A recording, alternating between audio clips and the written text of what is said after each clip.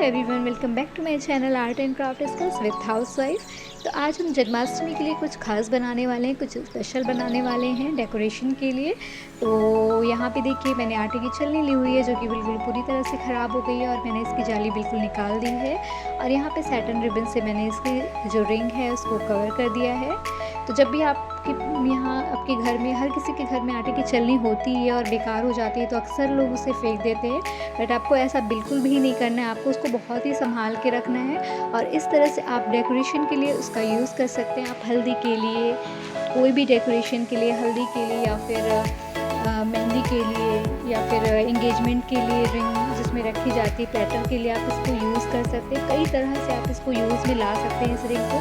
तो अब मार्केट से इसकी कोई नीड नहीं कि आप मार्केट से ख़रीदें, आपके घर में ही इस तरह की रिंग मिल जाएगी। तो आई होप कि आप नेक्स्ट टाइम इस रिंग को फेंकेंगे नहीं, आटे की छलनी को नहीं फेंकेंगे।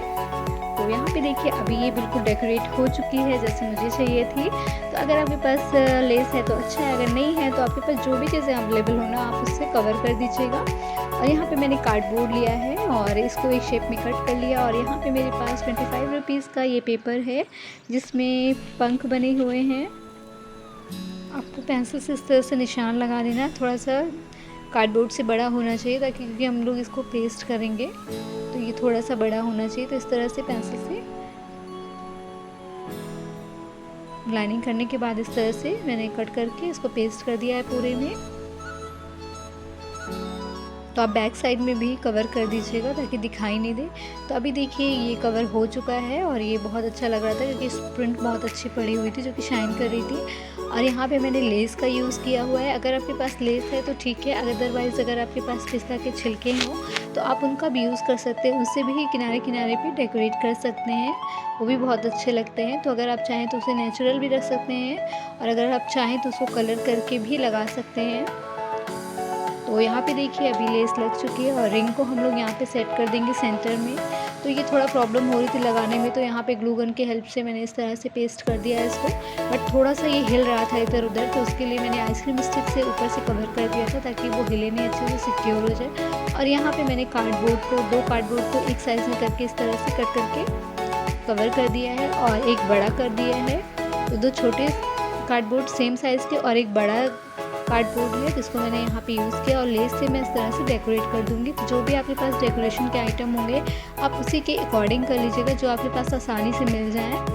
तो यहाँ पे देखिए ये सारी चीज़ें मेरे पास थी इसलिए मैंने इनका यूज़ किया हुआ है। तो यहाँ पे ये शादी के जो कार्ड होते हैं उसमें ये धागे होते हैं हैंग करने के लिए, तो यहाँ पे मैंने इसका यूज़ किया हुआ है। तो झूले के लिए मैंने यहाँ पे इसको बनाया हुआ है। तो इस तरह से नॉट लगा दी थी मैंने क्योंकि बहुत लंबा था तो थोड़ा छोटा कर दिया था। और यहाँ पे मैं मिरर से डेकोरेट कर दूँगी। अगर आपके पास बीड्स हैं जो कि 10 रुपीज़ में मिल जाते हैं आप उसका भी यूज़ कर सकते हैं। तो जो भी चीज़ें आपके पास अवेलेबल हों आप उससे डेकोरेट कर लीजिएगा अपने अकॉर्डिंग।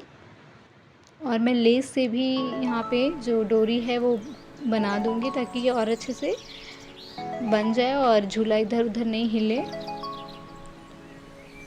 तो यहाँ पे देखिए मैंने लटकन बना ली है और इस लटकन को, दो लटकन है जो कि साइड साइड में मैं लगा दूंगी।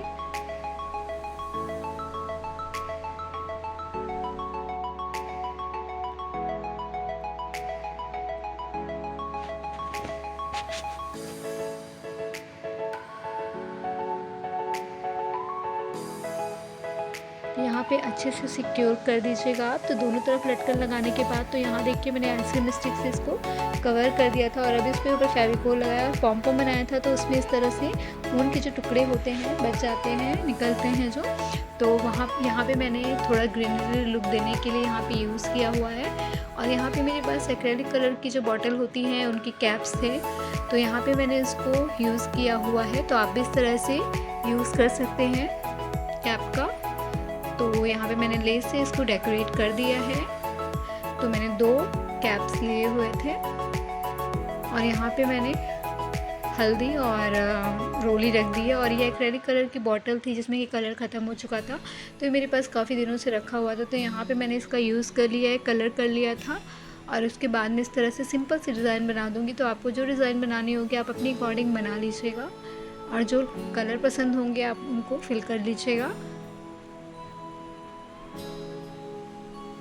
तो इस तरह से वेस्ट चीज़ों से आप बहुत अच्छा डेकोरेशन कर सकते हैं। और यहाँ पे मैंने ज़्यादातर चीज़ें वेस्ट मटेरियल में ही यूज़ की हुई हैं। तो यहाँ पे देखिए ये एक्रेलिक कलर की बॉटल थी जिसको कितना अच्छा लुक दे दिया है। तो यहाँ पे देखिए ये बहुत सुंदर लग रही थी। तो अभी ये तैयार है। और यहाँ पे मैंने 10 रुपीज़ की बीट्स ली थी तो मैंने उसको पेस्ट कर दिया है। और ये मोरपंख है क्योंकि जन्माष्टमी मोरपंख के बिना अधूरी है। तो यहाँ पे मैंने मोरपंख का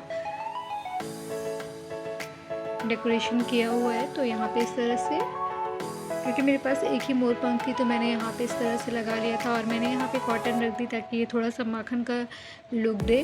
तो मैंने एक्रेलिक कलर की बॉटल में रख दिया था और बीट्स लगा दिया था रोली की जो कैप्स है उससे किनारे किनारे, ताकि वो और अच्छा लगे। और यहाँ पे मैंने एक स्टिक ली हुई है और इस पर इस तरह से लेस को पेस्ट कर दिया है डेकोरेशन के लिए। तो यहाँ पे हम बना रहे हैं बांसुरी। तो इस तरह से मैंने बांसुरी बनाई हुई है छोटी सी।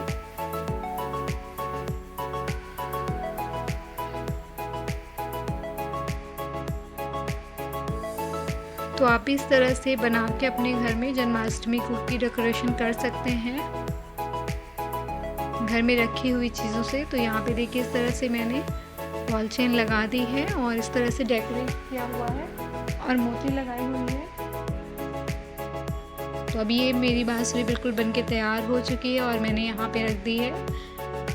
तो मेरे पास कोई मटकी नहीं थी छोटी सी, तो मैंने यहाँ पे एक्रेलिक कलर के बॉटल का यूज़ किया था माखन रखने के लिए। तो यहाँ पे देखिए इस तरह से बांसुरी को मैंने रख दिया है जो कि बहुत सुंदर लग रही थी। तो अभी इस तरह से दिख रही है। तो अभी तो इतना ही तैयार हुआ है, तो आगे भी कुछ इसको डेकोरेट करते हैं। तो अभी इस तरह से लग रहा है।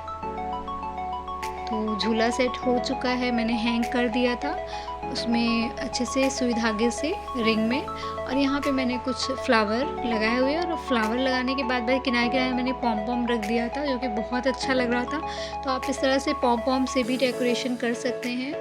और ये देखिए पॉम पॉम के जो टुकड़े थे ऊन के वो मैंने रखे हुए थे संभाल के। तो मैं फेंकती नहीं हूँ पॉम पॉम में, या फिर जो भी वेस्ट धागे होते हैं या ऊन के या फिर किसी भी चीज़ की या छोटे से भी लेस का टुकड़ा रहता है तो मैं उसको भी नहीं फेंकती हूँ, ताकि उसको भी यूज़ में कभी ना कभी कहीं ना कहीं यूज़ में आ ही जाता है छोटी से छोटी चीज़ें। और यहाँ पे इस तरह से मैंने दिए को डेकोरेट कर दिया था स्टोन लगा के। और ये मेरे पास ज्वेलरी का जो बॉक्स होता है ना उसमें इस तरीके से मिलता है आपको। तो यहाँ पे आप इसको डेकोरेट करके यहाँ पे दिया रखने के लिए इसको यूज़ कर सकते हैं। तो मैंने यहाँ पे दिए के स्टैंड के लिए इसको यूज़ किया है। तो आप भी इस तरह से बना सकते हैं।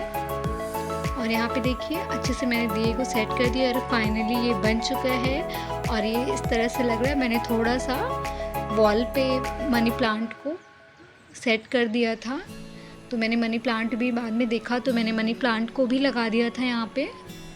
तो अभी फाइनल लुक है ये और ये इस तरह से लग रहा था। तो मेरे गार्डन में जो थोड़े बहुत प्लांट्स थे उसमें से जो इस तरीके से निकले हुए थे तो मैंने यहाँ पे इस तरीके से सेट कर दिया है।